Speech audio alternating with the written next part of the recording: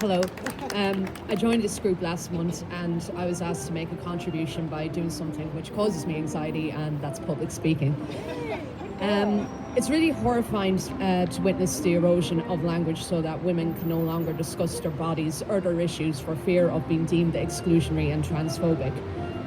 The issue of discrimination is being weaponized against gender-critical thinkers to silence us from voicing our concerns around gender identity ideology. Insidious attempts are being made in the media to replace woman with ridiculous and, quite frankly, dehumanizing descriptions such as womb carriers and menstruators. We are being encouraged to communicate in this manner under the guise of being more inclusive towards men who wish to identify as women. We've reached a point in time where a documentary with the title "What is a Woman" has been released and has many interviewees scratching their heads unable to answer this simple question. There's even been a debate in my country about removing the word woman in the Maternity Act and replacing it with person to make it more inclusive of trans-identified men and trans-identified women. This debate on the radio has led to Dublin Pride severing ties with our national broadcaster, as they believe having a discussion about how trans activism is impacting women's rights is transphobic. It's quite ironic how we're being told to change our language to be more inclusive and accommodating to everyone, yet they can't tolerate diverse opinions on this matter. They immediately shut down any criticism when challenged, and history has shown that censorship doesn't always work. All it does is encourage curiosity about the issue being censored. Defining women and men by their biological and reproductive functions is reducing them to their organs, according to some trans rights activists.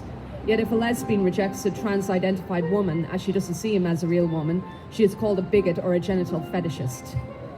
Same-sex orientation is now being framed through a transphobic and discriminatory lens by trans activists in order to shame lesbians for being who they are.